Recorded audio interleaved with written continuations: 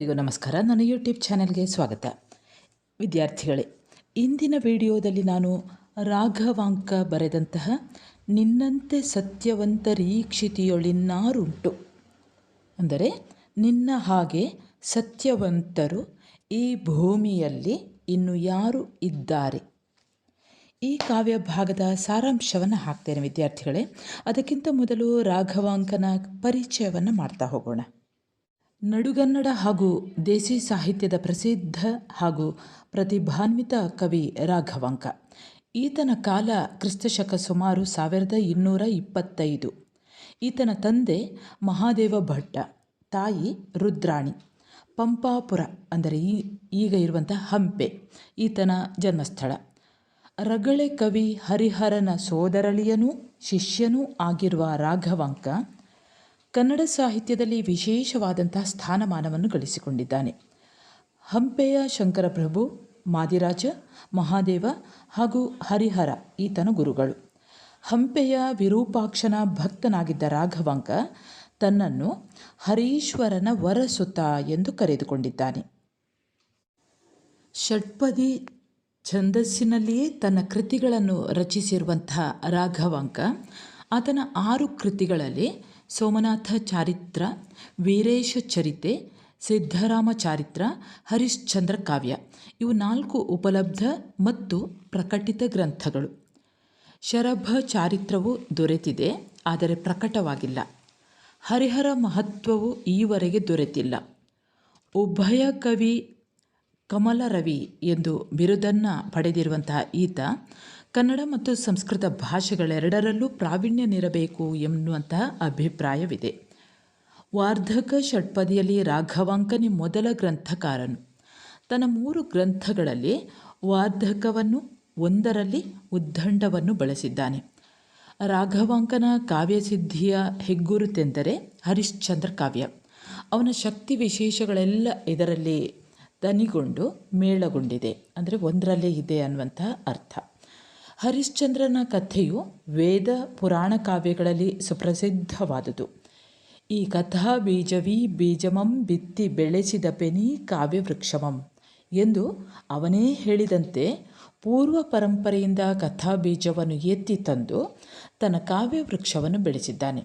ನೂತನ ಸನ್ನಿವೇಶ ಸೃಷ್ಟಿ, ಕೃತಿಬಂಧದಿಂದ ಕೂಡಿದ ಈ ಕಾವ್ಯದ ವಸ್ತುರಚನೆ, ಪಾತ್ರಪೋಷಣೆ, ರಸನಿರೂಪಣೆ, ಸಂವಾದ ರಚನೆ, ವರ್ಣನೆಗಳು ಯಾವ ಮಗ್ಗುಲಿಂದ ನೋಡಿದರೂ ಕೂಡ ಘನತೆಯನ್ನು ಹೊರಹೊಮ್ಮಿಸುತ್ತವೆ. ಪ್ರಸ್ತುತ ಈ ಕಾವ್ಯ ಭಾಗವನ್ನು ಹರಿಶ್ಚಂದ್ರ ಕಾವ್ಯದ 13 ಮತ್ತು 14 ಸ್ಥಳಗಳಿಂದ ಆಯ್ದುಕೊಳ್ಳಲಾಗಿದೆ. ವಿದ್ಯಾರ್ಥಿಗಳೇ, ಹರಿಶ್ಚಂದ್ರನ ಸತ್ಯನಿಷ್ಠೆಯನ್ನು ಪ್ರಚುರಪಡಿಸಲು ವಿಶ್ವಾಮಿತ್ರ ಆತನಿಂದ ಸುಳ್ಳನ್ನು ಹೇಳಿಸುತ್ತೇನೆ ಅನ್ನುವಂತಹ ಒಂದು ವಚನದಲ್ಲಿ ನಾನಾ ರೀತಿಯ ತಂತ್ರಗಳನ್ನು ಹೂಡಿದರೂ ಕೂಡ ಹರಿಶ್ಚಂದ್ರ ಕೊನೆಯವರೆಗೂ ಸತ್ಯವಂತನಾಗಿಯೇ ಇರುತ್ತಾನೆ. ಈ ಹಿನ್ನೆಲೆಯ ಕಥೆಯನ್ನು ನಿಮ್ಮ ಪಠ್ಯಪುಸ್ತಕದಲ್ಲಿ ಇದೆ, ಓದಿಕೊಳ್ಳಿ. ಈಗ ನಾವು ನೇರವಾಗಿ ಕಾವ್ಯಭಾಗಕ್ಕೆ ಹೋಗೋಣ. 1ನೆಯ ಕಾವ್ಯಭಾಗ ನೋಡಿ. ಇಂದು ಎನ್ನ ಕುಲಜನ್ ಎನಿಸುವ ಹರಿಶ್ಚಂದ್ರನಂ ಹೆಂದದ 14 ಜಗಂಗಳ್ ಅರಿವಂತು ತರುಣ ಇಂದು ಧರನಃ ವಿಶ್ವಪತಿ ಮೆರೆವ ಸಂಭ್ರಮದ ಸಡಗರವ ನೋಳ್ಪೆನ್ ಎಂದು ಕುಂದದೆ ಉದ್ದವನೇರಿ ನಿಂದಿಪ್ಪನೋ ಎನಿಪ್ಪ ಅಂದದಿಂ ಉದಯಗಿರಿ ಶಿಖರಕ್ಕೆ ರಾಗದಿಂ ಬಂದನ್ ಅಂಬುಜ ಮಿತ್ರನ್ ಎಂದು ಎನಿಸಿಪನ್ ಅಪವಿತ್ರ ಅತಿ ತಿಮಿರ ಪಟಲ ಅಮಿತ್ರನು. ಈ ಭಾಗದಲ್ಲಿ ಸೂರ್ಯನನ್ನು ವರ್ಣಿಸಿರುವಂಥದ್ದು. ರಾಘವಾಂಕ ಹೇಳ್ತಾನೆ, ಹೇಗೆ ಸೂರ್ಯ ಕಾಣಿಸ್ತಾ ಇದ್ದಾನೆ ಅಂದರೆ, ಕುಲಜ ಅಂದರೆ ಒಳ್ಳೆಯ ಕುಲದಲ್ಲಿ ಹುಟ್ಟಿದವನು. ಇಂದು ನನ್ನ ಭಕ್ತನೂ ಕುಲದಲ್ಲಿಯೇ ಶ್ರೇಷ್ಠನೂ ಎನಿಸಿರುವಂತಹ ಹರಿಶ್ಚಂದ್ರ ರಾಜನನ್ನು ವಿಶೇಷ ಸ್ಥಾನಮಾನಗಳಿಂದ ಮೆರೆಯುತ್ತಿರುವಂತಹ 14 ಲೋಕಗಳು ತಿಳಿಯುವ ಹಾಗೆ, ಅಂದರೆ ಸತ್ಯವಂತನೆಂದು ತಿಳಿಯುವ ಹಾಗೆ ಬಾಲಚಂದ್ರನನ್ನು ತನ್ನ ಜಟೆಯಲ್ಲಿ ಧರಿಸಿರುವ ವಿಶ್ವಪತಿ ಎನಿಸಿರುವಂತಹ ಶಿವನು ಮೆರೆಯುವ ಸಂಭ್ರಮವನ್ನು ಸಡಗರವನ್ನು ನೋಡುತ್ತೇನೆ ಎಂದುಕೊಂಡು ಕುಗ್ಗದೆ ಎತ್ತರವನ್ನೇರಿ ನಿಂತುಕೊಂಡಿರುವನೋ ಎನ್ನುವ ರೀತಿಯಲ್ಲಿ ದಟ್ಟವಾದ ಅಶುದ್ಧ ಕತ್ತಲೆಗೆ ವೈರಿಯಾಗಿರುವಂತಹ ಸೂರ್ಯನು ಅಭಿಮಾನದಿಂದ ಪೂರ್ವ ಪರ್ವತದ ತುತ್ತ ತುದಿಯನ್ನು ಏರಿ ನಿಂತಿರುವನೋ ಎನ್ನುವ ಹಾಗೆ ಆತ ಕಾಣುತ್ತಿದ್ದಾನೆ. ಅತಿ ತಿಮಿರ ಪಟಲ ಅಂದರೆ ದಟ್ಟ ಕತ್ತಲೆಯ ಹೊದಿಕೆ. ತಿಮಿರ ಪಟಲಾಮಿತ್ರನು, ಅಮಿತ್ರ ಅಂದರೆ ವೈರಿ, ಕತ್ತಲೆಯ ವೈರಿ ಸೂರ್ಯ. ಸೂರ್ಯ ಸತ್ಯ ಹರಿಶ್ಚಂದ್ರನನ್ನು ನೋಡಲು ನಿಂತಿದ್ದಾನೋ ಎನ್ನುವ ಹಾಗೆ ತೋರ್ತಾ ಇದ್ದಾನಂತೆ. ಅಂದರೆ ಹರಿಶ್ಚಂದ್ರ ಶಿವಭಕ್ತನಾಗಿರುವವನು. ಆತ ಯಾವಾಗಲೂ ಕೂಡ ಸತ್ಯಸಂಧತೆಯನ್ನೇ ಉಳ್ಳವನು. ಅದು ಶಿವನಿಗೂ ಗೊತ್ತು, ಮಾತ್ರವಲ್ಲ ಇಡೀ 14 ಲೋಕಗಳಿಗೂ ಕೂಡ ಗೊತ್ತು. ಆದರೆ ಇಂದು ಆತನ ಸತ್ಯ ಪರೀಕ್ಷೆ ಮತ್ತು ಸತ್ವ ಪರೀಕ್ಷೆಗಳು ನಡೆಯಲಿವೆ. ಇವು ಅವನ ಬದುಕಿನಲ್ಲಿ ಕೊನೆಯ ಪರೀಕ್ಷೆಗಳು. ಈ ಪರೀಕ್ಷೆಗಳಲ್ಲಿ ಸತ್ಯ ಹರಿಶ್ಚಂದ್ರನು ಯಶಸ್ವಿಯಾಗಿ ಹೊರಹೊಮ್ಮುವುದನ್ನು ನೋಡಲು ಮತ್ತು 14 ಲೋಕಗಳಲ್ಲಿ ತನ್ನ ಸತ್ಯಸಂಧತೆಯನ್ನು ಮತ್ತೆ ಪ್ರತಿಷ್ಠಾಪಿಸುವುದನ್ನು ನೋಡುವಂತಹ ಸಂಭ್ರಮದಿಂದ ಶಿವನು ಒಂದೆಡೆ ಇದ್ದಾನೆ. ಹಾಗೆಯೇ ಇನ್ನೊಂದೆಡೆ ಸೂರ್ಯ, ಅವನೂ ಕೂಡ ಹರಿಶ್ಚಂದ್ರನ ಸತ್ಯಸಂಧತೆಯನ್ನು ಇಡೀ ಲೋಕದಲ್ಲಿ ಪ್ರಕಟಗೊಳ್ಳುವುದನ್ನು ನೋಡಲು ತಾನೂ ಕೂಡ ನೋಡುತ್ತೇನೆ ಎನ್ನುವ ರೀತಿಯಲ್ಲಿ ಕುತೂಹಲ ಸಂಭ್ರಮದಿಂದ ಸೂರ್ಯನಿದ್ದಾನೆ. ಸೂರ್ಯ ಕತ್ತಲೆ ಎನ್ನುವಂತಹ ಅಪವಿತ್ರವಾದ ದಟ್ಟ ಕತ್ತಲೆಗೆ ವೈರಿಯಾಗಿರುವವನು. ಅಂದರೆ ಎಂತಹ ಕತ್ತಲೆಯನ್ನು ಕೂಡ ಆತ ನಾಶ ಮಾಡುವಂತಹ ಗುಣವುಳ್ಳವನು. ಹರಿಶ್ಚಂದ್ರನ ಮೇಲೂ ಕೂಡ ಈಗ ಅಸತ್ಯದ ಮಾತು ಮೀರಿದ ಅಪವಾದ ಎನ್ನುವಂತಹ ಒಂದು ದಟ್ಟ ಕತ್ತಲೆ ಮುಸುಕಿಕೊಂಡಿತ್ತು. ಈ ಅಪವಾದ ಅನ್ನುವಂತಹ ದಟ್ಟ ಕತ್ತಲೆಯಿಂದ ಶಿವನ ಅನುಗ್ರಹವಾಗಿ ಇಂದು ಅದು ಬಗೆಹರಿಯಲಿದೆ. ಶಿವನೂ ಸೂರ್ಯನೂ ಹರಿಶ್ಚಂದ್ರನ ಮೇಲಿನ ಅಪವಾದ ಹೇಗೆ ಕೊನೆಗೊಂಡು ಆತ ಲೋಕಮಾನ್ಯನಾಗಿ ಮೆರೆಯುತ್ತಾನೆ ಅನ್ನುವುದನ್ನು ನೋಡುವಂತಹ ಹಂಬಲದಲ್ಲಿದ್ದಾರೆ ಅನ್ನುವುದನ್ನು ಕವಿ ರಾಘವಾಂಕ ಇಲ್ಲಿ ವರ್ಣಿಸ್ತಾನೆ. ಈಗ 2ನೆಯ ಪದ್ಯಭಾಗ. ಹೆಡಗೈಯ ಬಿಗಿದ ನೇಣಂ ಕೊಯ್ದು ಬಿಸುಟು ನೆಡುದಡದಲ್ಲಿ ಮೂಡ ಮುಂತಾಗಿ ಕುಳ್ಳಿರಿಸಿ ಹಿಂದಡದಲ್ಲಿ ಕುಸಿದು ನೀಡ ಅಡಿಯಿಟ್ಟು ನಿಂದು ಖಡ್ಗವ ಸೆಳೆದು ಜಡಿದು ನೋಡಿ ಹೆಡತಲೆಗೆ ಮೋಹಿ ಕೈಯೆತ್ತಿ ಕಂಧರ ಹರಿಯೆ ಹೊಡೆಯಲ್ ಅನುವಾದೆನ್ ಮಡದಿ ಅನುವಾಗು ಆಗು ನಿನ್ನ ದೈವವನ್ನು ನೆನೆ ಎನ್ನೊಡೆಯನಂ ಬಿಡದೆ ಹರಸು ಹರಸು ಎಂದನು. ಅಂದರೆ ಇಲ್ಲಿ ತನ್ನ ಮಡದಿಯಾದಂತಹ ಚಂದ್ರಮತಿಯನ್ನು ಕೊಲ್ಲುವಂತಹ ಸನ್ನಿವೇಶ. ಚಂದ್ರಮತಿಯನ್ನು ಹಿಂಭಾಗಕ್ಕೆ ಕೂಡಿಸಿ ಕಟ್ಟಿ ಹಾಕಿದ್ದ ಹಗ್ಗವನ್ನು ತುಂಡರಿಸಿ ಎಸೆದು, ಹೆಡಗೈಯ ಅಂದರೆ ಹಿಂದಕ್ಕೆ ಕಟ್ಟಿ ಹಾಕಿದಂಥ ಕೈಗಳು, ಆ ಹಗ್ಗವನ್ನು ತುಂಡರಿಸಿ ಎಸೆದು ಆಕೆಯನ್ನು ಎತ್ತರವಾದ ದಂಡೆಯ ಮೇಲೆ ಪೂರ್ವ ದಿಕ್ಕಿಗೆ ಮುಖ ಮಾಡಿ ಕುಳ್ಳಿರಿಸಿ ತಾನು ಆಕೆಯ ಹಿಂಬದಿಯಲ್ಲಿ ಅಗಲವಾದ ಹೆಜ್ಜೆಗಳನ್ನು ಇರಿಸಿ ದೃಢವಾಗಿ ನಿಂತುಕೊಂಡು ಒರೆಯಿಂದ ಖಡ್ಗವನ್ನು ಕಿತ್ತು ಝಳಪಿಸಿ ನೋಡಿ ಚಂದ್ರಮತಿಯ ಹಿಂದಲೆಯ ಮೇಲೆ ಖಡ್ಗವನ್ನು ಎತ್ತಿಕೊಂಡು ಅವಳ ಕುತ್ತಿಗೆಯು ತುಂಡಾಗುವಂತೆ ಕಡಿಯಲು ಸಿದ್ಧನಾಗಿ ಚಂದ್ರಮತಿಯನ್ನು ಉದ್ದೇಶಿಸಿ ಹರಿಶ್ಚಂದ್ರ ಹೀಗೆ ಹೇಳುತ್ತಾನೆ. ಎಲೆ ಸ್ತ್ರೀಯೇ, ನಿನ್ನನ್ನು ಕತ್ತರಿಸುವುದಕ್ಕೆ ನಾನು ಸಿದ್ಧನಿದ್ದೇನೆ, ನೀನೂ ಸಾಯುವುದಕ್ಕೆ ಸಿದ್ಧನಾಗು. ಕೊನೆಯದಾಗಿ ನಿನ್ನ ದೈವವನ್ನು ಮನಸ್ಸಿನಲ್ಲಿಯೇ ನೆನೆದುಕೋ, ತಪ್ಪದೆ ನನ್ನ ಒಡೆಯನನ್ನು ಕೂಡ ಹರಸು ಎನ್ನುತ್ತಾನೆ. ಇದು ಬರೇ ಸತ್ಯ ಹರಿಶ್ಚಂದ್ರನ ಸತ್ಯ ಪರೀಕ್ಷೆ ಅಲ್ಲ, ಆತನ ಸತ್ವ ಪರೀಕ್ಷೆಯೂ ಕೂಡ ಹೌದು.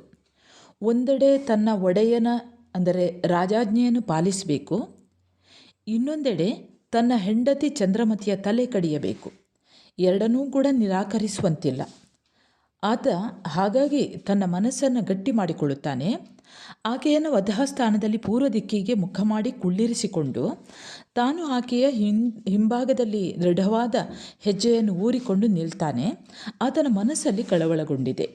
ಯಾಕಂದರೆ ಇಂತಹ ದಾರುಣವಾದ ಪರಿಸ್ಥಿತಿಯಲ್ಲಿ ತಾನಿದ್ರೂ ಕೂಡ ತನ್ನ ಕರ್ತವ್ಯವನ್ನು ಪಾಲಿಸಲಿಕ್ಕೆ ಮುಂದಾಗುತ್ತಾನೆ. ಇಲ್ಲಿ ನಡೆಯುತ್ತಾ ಇರುವಂಥದ್ದು ಸತ್ಯ ಪರೀಕ್ಷೆ ಮತ್ತು ಸತ್ವ ಪರೀಕ್ಷೆ. ಅಂದರೆ ಹೆಂಡತಿಯನ್ನು ಕೊಲ್ಲುವ ಹಾಗಿಲ್ಲ, ಕೊಲ್ಲದೇ ಇದ್ದರೆ ರಾಜಾಜ್ಞೆಯನ್ನು ಮೀರಿದ ಹಾಗಾಗ್ತದೆ. ಹಾಗಾಗಿ ಒಡೆಯನ ಆಜ್ಞೆ ಅದನ್ನೂ ಕೂಡ ಮೀರುವಂತಿಲ್ಲ. ಈಗ ನಾವು 3ನೆಯ ಕಾವ್ಯ ಭಾಗವನ್ನು ನೋಡೋಣ. ಆ ಹೊಯ್ದನ್ ಎಲೆಲೇ ಶಿವಶಿವ ಅಷ್ಟದೇಹಿ ನೀನೇ ಶರಣು, ರಕ್ಷಿಸು ಅಬಲೆಯನು ದುರ್ಮೋಹಿ ಪಾಪಿ ವಿಶ್ವಾಮಿತ್ರ ಇನ್ನಾದಡಂ ಸತಿಯ ಕೊಲೆಯಂ ನಿಲ್ಲಿಸಲು ಹೋಹುದೇನ್ ಎಂದು ಓವಿ ಬೇಡಿಕೊಳ್ಳುತ್ತಂ ಸುರವ್ಯೂಹಂ ಅಂಬರದಲ್ಲಿ ಹೂಮಳೆಗಳಂ ಪಿಡಿದು ಮೋರಂಪೆತ್ತು ನೋಡುತ್ತಿರಲು ನಾರಿ ಹರಕೆಗಳನ್ ಅವಧರಿಸು ಎಂದಳು.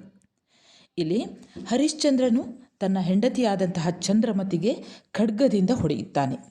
ಅಯ್ಯೋ ಹೊಡೆದನು ಎಲೆಲೇ ಶಿವ ಅಷ್ಟದೇಹಿಯೇ, ನಿನಗೆ ಶರಣಾಗಿದ್ದೇವೆ, ನೀನಾದರೂ ಅಬಲೆ ಚಂದ್ರಮತಿಯನ್ನು ರಕ್ಷಿಸು. ಕೆಡುಕನ್ನೇ ಬಯಸುವ ಪಾಪಿ ವಿಶ್ವಾಮಿತ್ರನು ಇನ್ನಾದರೂ ಅಬಲೆ ಚಂದ್ರಮತಿಯ ಕೊಲೆಯನ್ನು ನಿಲ್ಲಿಸಲು ಪ್ರಯತ್ನಿಸಲಿ ಎಂದು ಕಳಕಳಿಯಿಂದ ದೇವತೆಗಳ ಸಮೂಹವು ಆಕಾಶದಲ್ಲಿ ಇದ್ದು ಕೈಯಲ್ಲಿ ಹೂಗಳನ್ನು ಹಿಡಿದುಕೊಂಡು ಗುಂಪು ಕೂಡಿಕೊಂಡು ಶಿವನಲ್ಲಿ ಬೇಡಿಕೊಳ್ಳುತ್ತಾ ಸ್ಮಶಾನದಲ್ಲಿನ ದೃಶ್ಯವನ್ನು ನೋಡುತ್ತಿದ್ದಂತೆಯೇ ಚಂದ್ರಮತಿಯು ಹೀಗೆ ಹೇಳುತ್ತಾಳೆ. ತನ್ನ ಇಷ್ಟಾರ್ಥಗಳನ್ನು ಮನಸ್ಸಿನಲ್ಲಿಟ್ಟು ಕೇಳು ಎಂದು ಹೇಳುತ್ತಾಳೆ. ಬಲಿದ ಪದ್ಮಾಸನಂ ಮುಗಿದ ಅಕ್ಷಿ ಮುಚ್ಚಿದ ಅಂಜಲಿ ವೆರಸಿ ಗುರು ಶಿಷ್ಯಂಗೆ ಎರಗಿ ಶಿವನ ನಿರ್ಮಲ ರೂಪ ನೆನೆದು ಮೇಲಂ ತಿರುಗಿ ನೋಡಿ ಭೂಚಂದ್ರ ಅರ್ಕ ತಾರ ಅಂಬರಂ ಕಲಿ ಹರಿಶ್ಚಂದ್ರರಾಯ ಸತ್ಯವೆರಸಿ ಬಾಳಲಿ, ಮಗಂ ಮುಕ್ತನಾಗಲಿ, ಮಂತ್ರಿ ನೆನೆದುದಾಗಲಿ, ರಾಜ್ಯದ ಒಡೆಯ ವಿಶ್ವಾಮಿತ್ರ ನಿತ್ಯನಾಗಲಿ, ಹರಕೆ ಹೊಡೆ ಎಂದಳು.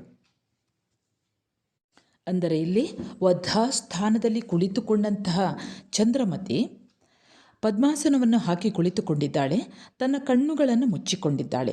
ಕೈಗಳನ್ನು ಪರಸ್ಪರ ಜೋಡಿಸಿ ನಮಸ್ಕಾರ ಭಂಗಿಯಲ್ಲಿ ಹಿಡಿದುಕೊಂಡು ಮನಸ್ಸಿನಲ್ಲಿಯೇ ಗುರುಗಳಾದಂತಹ ವಸಿಷ್ಠರಿಗೆ ನಮಸ್ಕರಿಸಿ ಅನಂತರ ಆಕಾಶದ ಕಡೆಗೆ ನೋಡಿ ಭೂಮಿ, ಚಂದ್ರ, ಸೂರ್ಯ, ನಕ್ಷತ್ರ, ಆಕಾಶಗಳು ಇರುವಲ್ಲಿಯವರೆಗೆ ಪರಾಕ್ರಮಶಾಲಿ ಎನಿಸಿಕೊಂಡಿರುವಂತಹ ಹರಿಶ್ಚಂದ್ರ ರಾಜನು ಸತ್ಯಸಂಧನಾಗಿಯೇ ಬಾಳಲಿ.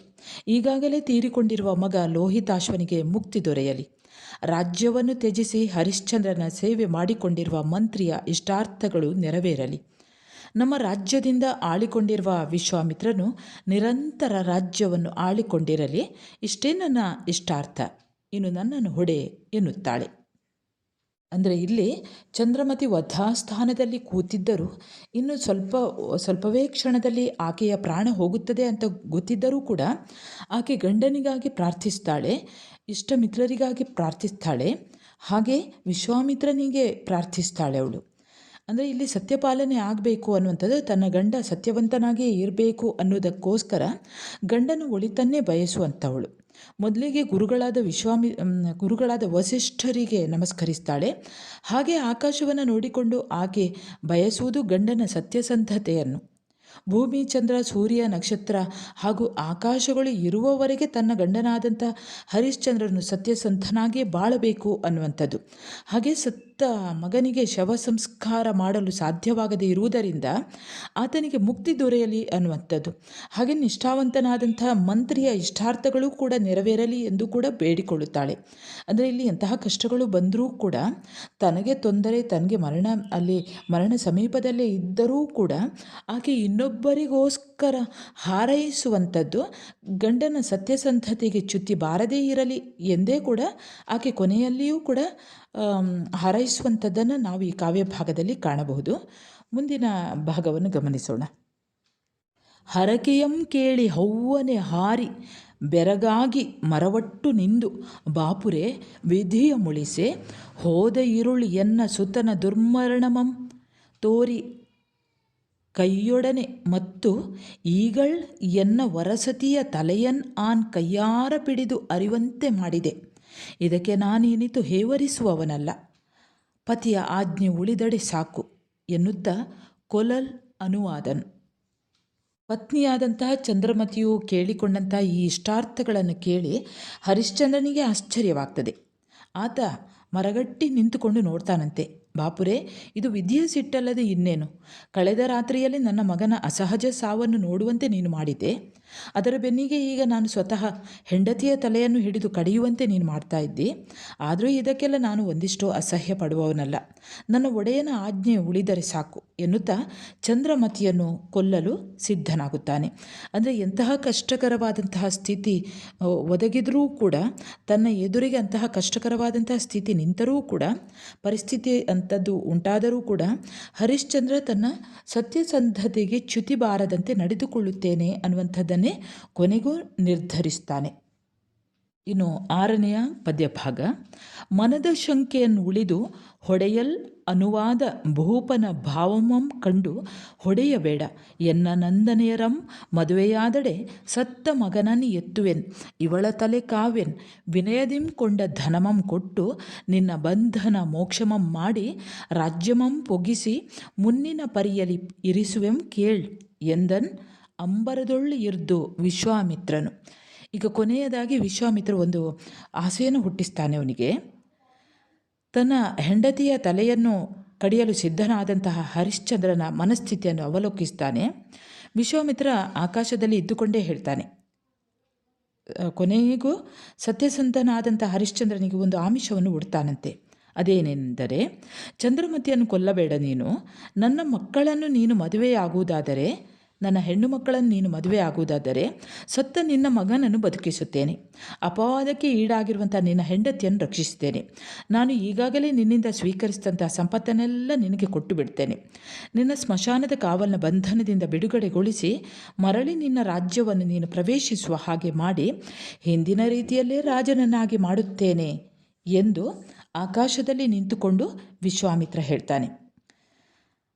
ಅಂದರೆ ಈಗ ಈ ಆಸೆ ಆಮಿಷಗಳಿಗೆ ಬಲಿಯಾಗುತ್ತಾನೆಯೇ ಎನ್ನುವಂಥದ್ದು ಒಂದು ಪ್ರಶ್ನೆ. ಮುಂದಿನ ಪದ್ಯ ಭಾಗದಲ್ಲಿ ನೋಡೋಣ.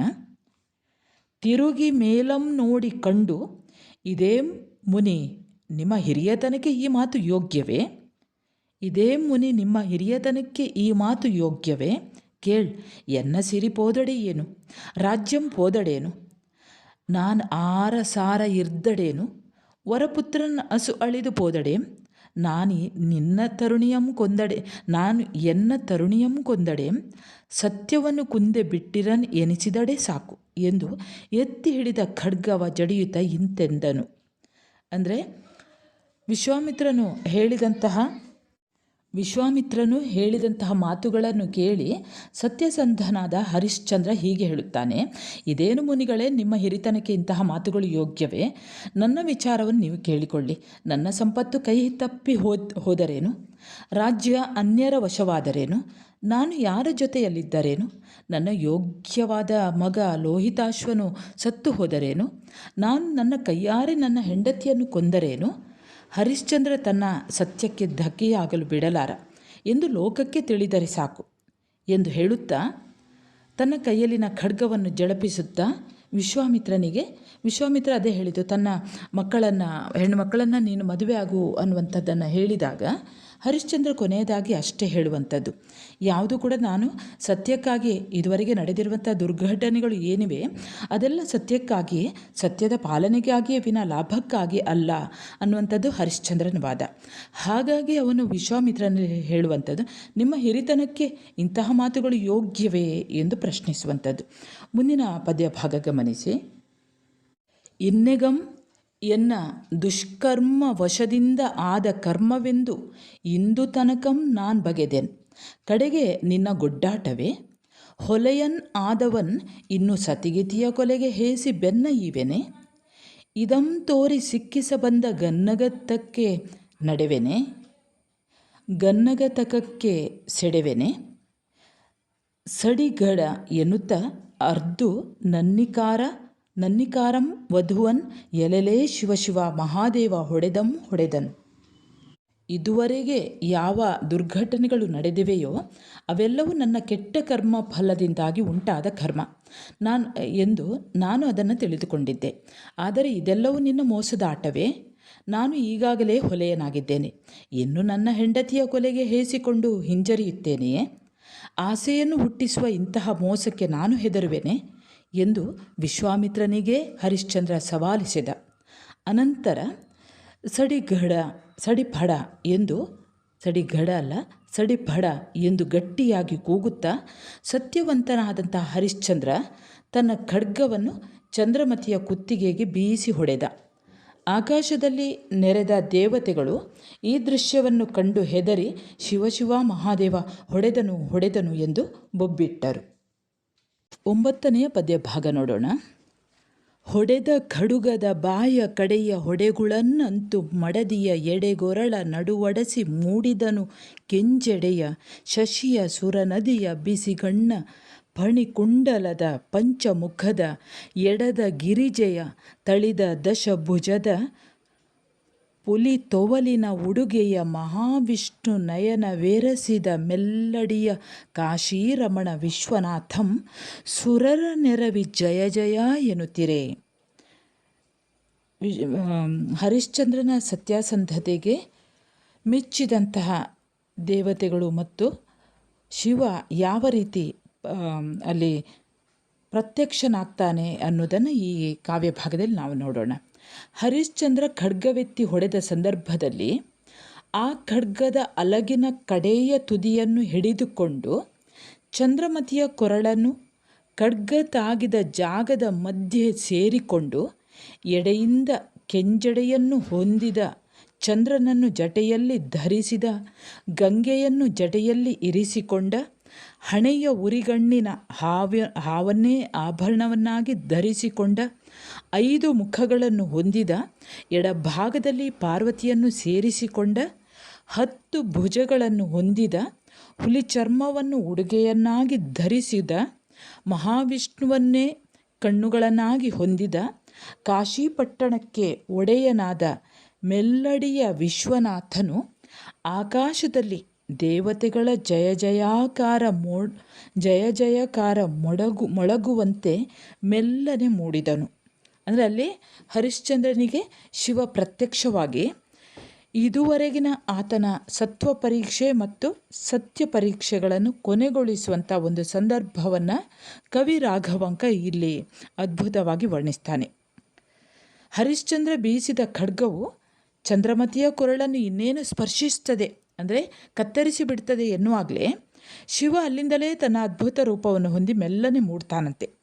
ಆತನ ಜಟೆ, ಚಂದ್ರಬಿಂಬ, ಗಂಗೆ, ಹಣೆಯ ಉರಿಗಣ್ಣು, ಹಾವಿನ ಆಭರಣ, ಪಂಚಮುಖಗಳು, ಎಡಭಾಗದಲ್ಲಿ ಪಾರ್ವತಿ, 10 ಭುಜಗಳು, ಅನಂತರ ಆತ ಹುಟ್ಟಂತಹ ಹುಲಿ ಚರ್ಮ, ಹೀಗೆ ಶಿವ ಮೂಡಿ ಮೇಲೆ ಬರ್ತಾ ಇದ್ದ ಹಾಗೆಯೇ ಆತನ ಪೂರ್ಣ ರೂಪ ಕಾಣಿಸಿಕೊಳ್ತದಂತೆ. ಇದು ಕೇವಲ ಶಿವನ ದರ್ಶನ ಮಾತ್ರ ಅಲ್ಲ, ಅದು ಸತ್ಯದ ಸಾಕ್ಷಾತ್ಕಾರವಾಗುವಂಥ ಸ್ಥಿತಿ. ಮೈ ಮನಸ್ಸುಗಳಲ್ಲಿ ಇರುವಂಥ ಹೊಲೆ ಎಲ್ಲವೂ ಕ್ರಮೇಣ ಬರಿದಾಗುವಂಥ ರೀತಿ ಮಾತ್ರವಲ್ಲ, ವಿಶ್ವಾಮಿತ್ರನ ಹಠಮಾರಿತನ ಹಾಗೂ ಆತನಲ್ಲಿ ಇರುವಂತಹ ಕೋಪಾದಿ ನ್ಯೂನತೆಗಳನ್ನು ತೊಡೆದು ಹಾಕುವ ರೀತಿಯನ್ನು ಕಾಣಿಸ್ತದೆ. ಚಂದ್ರಮತಿಗೆ ಹಿಂಸೆಯಾಗದ ರೀತಿಯಲ್ಲೇ ಖಡ್ಗದ ತುದಿಯನ್ನು ಹಿಡಿದು ಶಿವ ಪ್ರತ್ಯಕ್ಷವಾಗುವಂಥ ಸುಂದರ ಮಾತ್ರವಲ್ಲ, ಅದ್ಭುತ ಚಿತ್ರವೊಂದನ್ನು ಇಲ್ಲಿ ರಾಘವಾಂಕ ಚಿತ್ರಿಸಿದ್ದಾನೆ. ಈಗ 10ನೆಯ ಪದ್ಯಭಾಗ. ಮುರಹರಂ ಬಂದನ್ ಅಬ್ಜಾಸನಂ ಬಂದನ್ ಅಮರರ ವರಂ ಬಂದನ್ ಅಗಜಾಪಿತಂ ಬಂದನ್ ಈಶ್ವರ ಸುತಂ ಬಂದನ್ ಈರಾರು ರವಿಗಳ್ ಬಂದರ್ ಇಕ್ಷು ಕೋದಂಡ ಬಂದ ಸುರುಚಿರ ನವಗ್ರಹಗಳ್ ಬಂದರ್ ಎತ್ತಿದ ಆತುರದೊಳ್ ಅವರಿವರ್ ಎನ್ನಲ್ ಏಕಿನ್ನು ಸರ್ವದೇವರೂ ಬಂದರ್ ಅಪ್ರತಿಮ ದೇವಾಧಿದೇವ ಪಂಪಾ ವಿರೂಪಾಕ್ಷನ ಎಡೆಗೆ. ಇಲ್ಲಿ ದೇವತೆಗಳೆಲ್ಲ ಹೇಗೆ ಬಂದರು ಅನ್ನೋದನ್ನು, ಅಂದರೆ ಶಿವ ತನ್ನ ರೂಪವನ್ನು, ಅದ್ಭುತವಾದಂತಹ ರೂಪವನ್ನು ಹರಿಶ್ಚಂದ್ರನಿಗೆ ತೋರಿಸಿದಂತಹ ಸಂದರ್ಭದಲ್ಲಿ ಈ ಒಂದು ಸಂದರ್ಭವನ್ನು ಕಣ್ತುಂಬಿಸಿಕೊಳ್ಳಿಕ್ಕೆ ದೇವತೆಗಳೆಲ್ಲ ಬರ್ತಾರಂತೆ. ಅವುಗಳಲ್ಲಿ ಮುಖ್ಯವಾದವರು ವಿಷ್ಣು, ಬ್ರಹ್ಮ, ದೇವತೆಗಳ ಒಡೆಯನಾದಂತಹ ದೇವೇಂದ್ರ ಬರ್ತಾನೆ, ಪಾರ್ವತಿಯ ಅಪ್ಪನಾದಂತಹ ಪರ್ವತರಾಜ ಬರ್ತಾನೆ, ಶಿವನ ಮಗನಾದಂತಹ ಷಣ್ಮುಖ, 12 ಆದಿತ್ಯರು, ಮನ್ಮಥ, ಪ್ರಕಾಶಮಾನವಾದಂಥ 9 ಗ್ರಹಗಳು, ಇನ್ನು ಅವರಿವರು ಎಂದು ಹೇಳಲೇನಿದೆ. ಎಲ್ಲರೂ ಕೂಡ ಆ ಪಂಪಾ ವಿರೂಪಾಕ್ಷನ ದರ್ಶನಕ್ಕೆ ಸರ್ವದೇವರೆಲ್ಲರೂ ಆ ಅಪ್ರತಿಮ ದೇವಾಧಿದೇವನಾದಂತಹ ಶಿವನನ್ನು ನೋಡಲು ಶಿವನ ದರ್ಶನಕ್ಕಾಗಿ ಎಲ್ಲರೂ ಕೂಡ ಅದನ್ನು ಕಣ್ತುಂಬಿಸಿಕೊಳ್ಳಿಕ್ಕೆ ಎಲ್ಲ ದೇವಾನುದೇವತೆಗಳು ಎಲ್ಲರೂ ಕೂಡ ಆಗಮಿಸಿದರು. ಶಿವ ಯಾರೋ ಒಬ್ಬ ಮಹಾವ್ಯಕ್ತಿಗೆ ತನ್ನ ರೂಪವನ್ನು ತೋರಿಸಿದ್ದಲ್ಲ. ಇಲ್ಲಿ ಸತ್ಯ ಹಾಗೂ ಸತ್ವಗಳ 10 ಪರೀಕ್ಷೆಗಳಲ್ಲಿ ಎದೆಗುಂದದೆ ತಾನು ನಂಬಿದಂತಹ ಮೌಲ್ಯಗಳನ್ನು ಬಿಟ್ಟುಕೊಡದೆ ಯಾವ ಸಂದರ್ಭದಲ್ಲಿಯೂ ಕೂಡ ಸ್ವಾರ್ಥಕ್ಕೀಡಾಗದೆ ಸತ್ಯವೇ ಉಸಿರು ಎಂದು ಭಾವಿಸಿ ಅದನ್ನೇ ಆಚರಿಸಿಕೊಂಡು ಶಿವಾನುಗ್ರಹಕ್ಕೆ ಪಾತ್ರನಾದಂತಹ ಹರಿಶ್ಚಂದ್ರನನ್ನು ಆತನ ಮೇಲ್ಮೈಯನ್ನು ನೋಡುವುದಕ್ಕೆ ಕೊಂಡಾಡುವುದಕ್ಕೆ ಸಕಲ ದೇವತೆಗಳೂ ಆಗಮಿಸಿರುವುದೇ ಒಂದು ಅಪೂರ್ವವಾದಂತಹ ಸನ್ನಿವೇಶ. ಮುಂದಿನ ಪದ್ಯಭಾಗ ನೋಡೋಣ. ಕುಡಿದ ಔಷಧಂ ಬಾಯ್ಗೆ ನಿಗ್ರಹಂ ಮಾಡಿ ತಾಳ್ದ ಒಡಲಿಂಗೆ ಸುಖವನ್ ಇವಂತೆ ಲೋಕದ ಕಣ್ಗೆ ಕಡುಮುಳಿದರಂತೆ ತೋರಿಸಿ ಸತ್ಯಶುದ್ಧವಪ್ಪ ಅನ್ನೆಗಂ ಕಾಡಿ ನೋಡಿ ಕಡೆಯೊಳು ಹರಿಶ್ಚಂದ್ರರಾಯಂಗೆ ಗಣವೆರಸಿ ಮೃಡನನ್ನು ಎಳತಂದಿತ್ತು ಮೂಜಗದ ಕಡೆಗೆ ಕೀರ್ತಿಯಂ ಹರಹಿದ ಮುನಿವರೇಣ್ಯ ವಿಶ್ವಾಮಿತ್ರ ವಸಿಷ್ಠ ಸಹಿತ ಬಂದನು. ಅಂದರೆ ಹೇಗೆ ಒಂದು ಔಷಧವನ್ನು ಕುಡಿಯುವಾಗ ಅದು ಕಹಿ ಅನ್ನಿಸ್ತದೆ. ಆ ಔಷಧವು ಬಾಯಿಗೆ ಒಂದು ಶಿಕ್ಷೆಯ ರೂಪದಲ್ಲಿ ಇರ್ತದೆ, ಆದರೆ ಸಹಿಸಿದ ಹೊಟ್ಟೆಗೆ ಅದು ಸುಖವನ್ನು ನೀಡುತ್ತದೆ. ಔಷಧವು ಅದರಕ್ಕೆ ಕಹಿ ಆದರೂ ಉದರಕ್ಕೆ ಸಿಹಿ ಎನ್ನುವ ಹಾಗೆ ಲೋಕದ ಜನರ ದೃಷ್ಟಿಗೆ ಅತ್ಯಂತ ಕೋಪಗೊಂಡವರಂತೆ ತೋರಿಸಿಕೊಂಡು ಹರಿಶ್ಚಂದ್ರನನ್ನು ಸತ್ಯಶುದ್ಧವಾಗುವವರೆಗೂ ಕಾಟ ಕೊಟ್ಟು ಪರೀಕ್ಷಿಸಿ ಕೊನೆಯಲ್ಲಿ ಹರಿಶ್ಚಂದ್ರನ ಸತ್ಯಸಂಧತೆಯ ಗಣಗಳ ಸಹಿತ ಶಿವನನ್ನು ಆತನ ಬಳಿಗೆ ಎಳೆದು ತಂದಿತು. ಹರಿಶ್ಚಂದ್ರನ ಸತ್ಯಸಂಧತೆಯ ಕೀರ್ತಿಯನ್ನು 3 ಲೋಕಗಳಿಗೂ ಕೂಡ ಹರಡುವ ಹಾಗೆ ಮಾಡಿದಂತಹ ವಿಶ್ವಾಮಿತ್ರನು ವಸಿಷ್ಠನನ್ನು ಕೂಡಿಕೊಂಡು ಹರಿಶ್ಚಂದ್ರ ಇದ್ದಲ್ಲಿಗೆ ಆಗಮಿಸಿದನು. ಮುಂದಿನ ಪದ್ಯಭಾಗ ನೋಡೋಣ. ವರದ ಸುರರು ಪೂಮಳೆ ಕರೆಯೇ ತುರುಗಿದ ಕದಂಬವು ಎಡೆಬಿಡದೆ ಪೂರೈಪ ಶಂಖದ ಹೊಯ್ವ ತಂಬಟದ ಸೂಳೈಪ ನಿಸ್ಸಾಳ ಪೊಡೆವ ಭೇರಿಗಳ ಬಿರುದೆತ್ತಿ ಕರೆವ ಕೊಂಬುಗಳ ಬಾರಿಸುವ ಕೆಲವು ವಾದ್ಯ ನಿಕುರುಂಬದ ಮಹಾರವದ ಸಡಗರದ ಸಂಭ್ರಮ ಆಡಂಬರದ ನಡುವೆ ಗಿರಿಜೇಶನು ಹರಿಶ್ಚಂದ್ರನಂ ತೆಗೆದು ಅಪ್ಪಿಕೊಂಡಂ.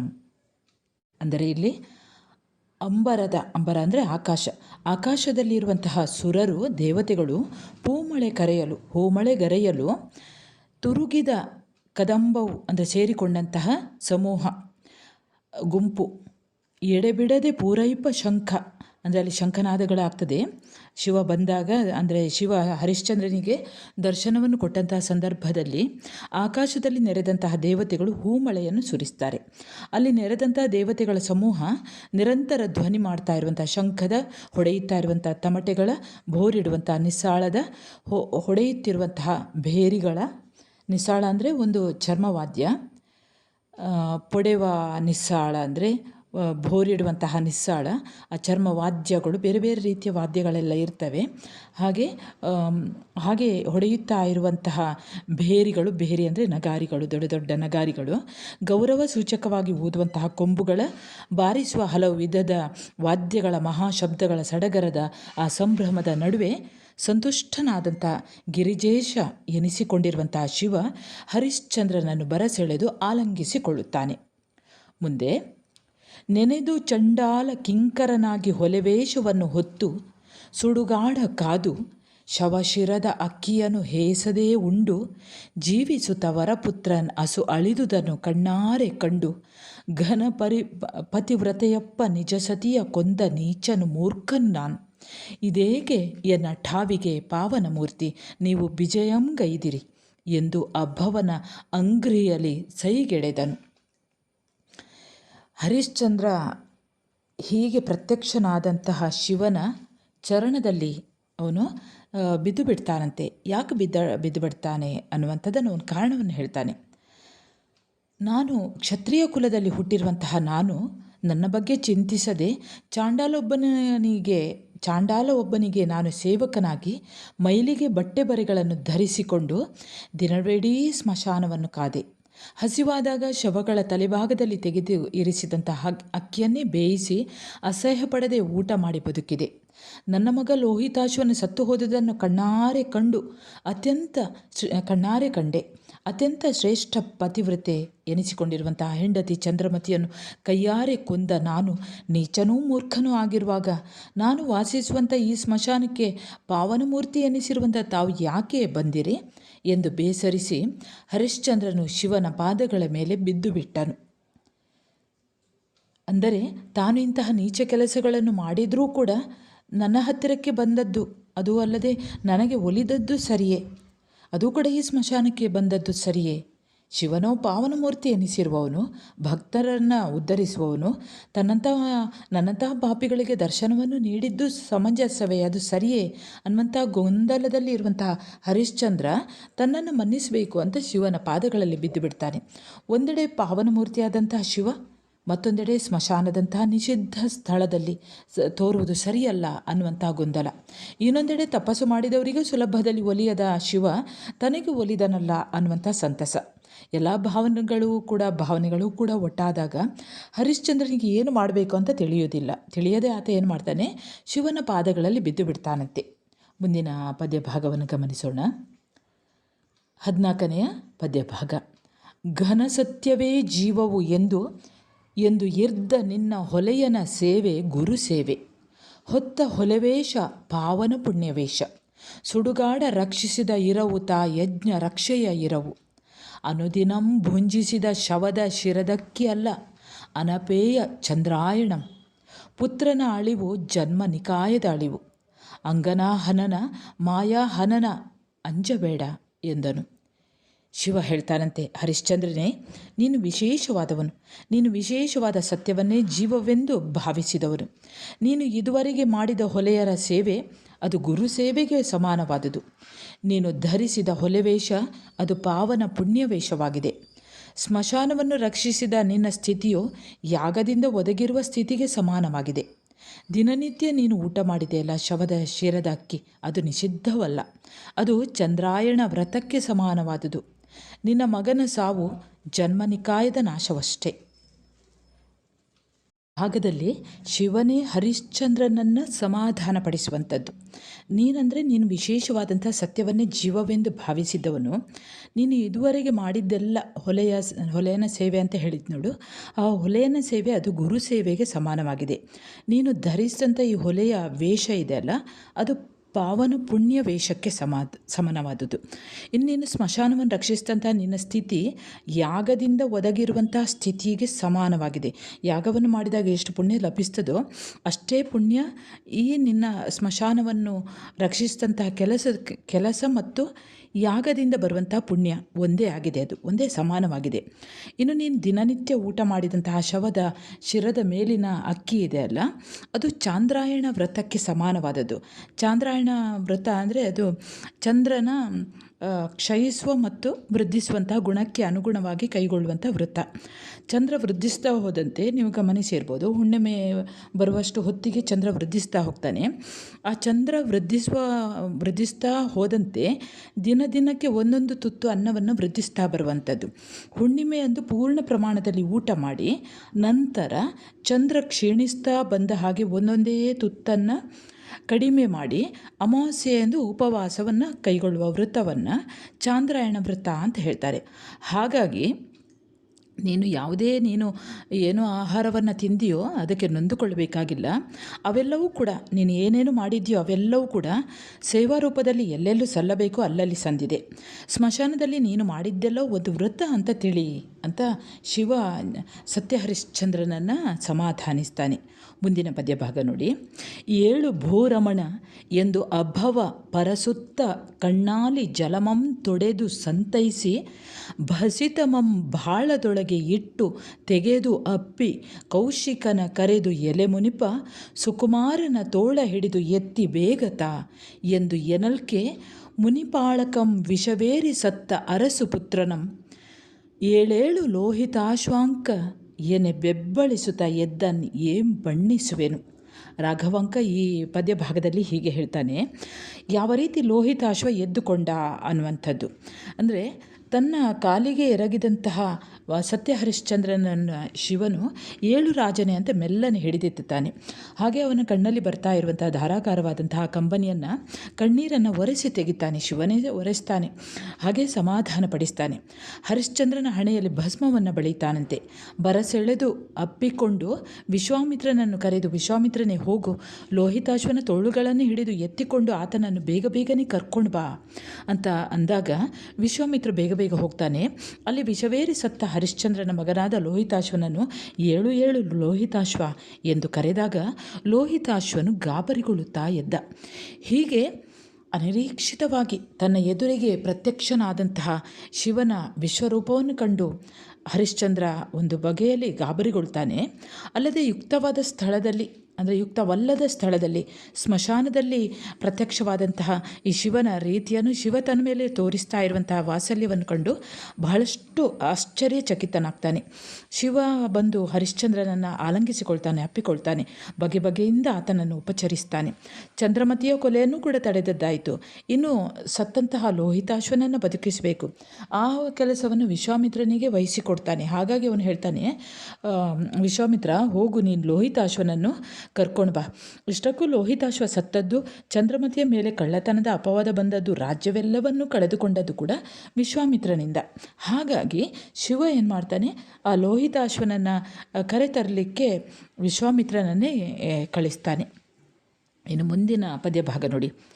ಅತಿ ಹುಸಿವ ಯತಿ ಹೊಲೆಯ, ಹುಸಿಯದ ಹೊಲೆಯನು ಉನ್ನತ ಯತಿವರನು, ಹುಸಿದು ಮಾಡುವ ಮಹಾಯಜ್ಞ ಶತವು ಎಯ್ದೆ ಪಂಚಪಾತಕ, ಸತ್ಯವೆರಸಿದ ನ್ಯಾಯವದು ಲಿಂಗಾರ್ಚನೆ, ಶ್ರುತಿ ಮತವಿದು ಎನ್ನಾಜ್ಞೆ, ನಿನ್ನಂತೆ ಸತ್ಯರ್ ಈ ಕ್ಷಿತಿಯೊಳು ಇನ್ನಾರುಂಟು ಹೇಳು ಎಂದು ಪಾರ್ವತೀಪತಿ ಹರಿಶ್ಚಂದ್ರನಂ ತಲೆದಡವಿ ಬೋಳೈಸಿ ಕೌಶಿಕಂಗೆ ಇಂತು ಎಂದನು.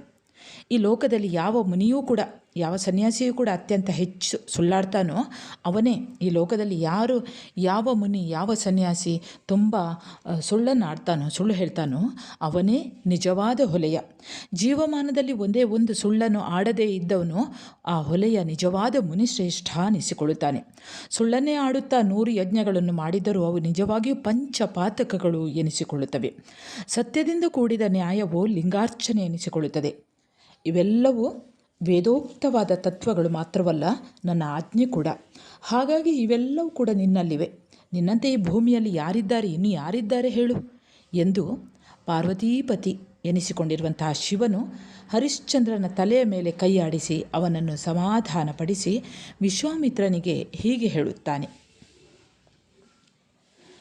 ವಿಶ್ವಾಮಿತ್ರ, ನುಡಿಯೊಳ್ ಅನೃತಂ ತೋರಿದಂಗೆ ನಿನ್ನಲೆಗೆ ನಿಂದಡೆ ಮೆಚ್ಚಿ ಮೇಲೆ ಏನೋ ಕೊಡುವೆನು ಎಂದೇ ಅದ ಬೇಗದಿಂ ಕೊಡು ಎಂದು ಆಡೆ, ಆನ್ 50 ಕೋಟಿ ವರುಷ ಬಿಡದೆ ಮಾಡಿದ ತಪ ಫಲದೊಳ್ ಅರ್ಧವನ್ನಂತೆ ಕಡುಮುಳಿದು ಕಾಡಿ ನೋಡಿದೆನು, ಮೆಚ್ಚಿದೆನು, ಇನ್ನು ಹಿಡಿ ಎಂದು ಉಸಿರ್ದು ಮುನಿಗಳ ದೇವನು ಅರಸಂಗೆ ಫಲವೆಲ್ಲಂ ಕೊಟ್ಟಂ.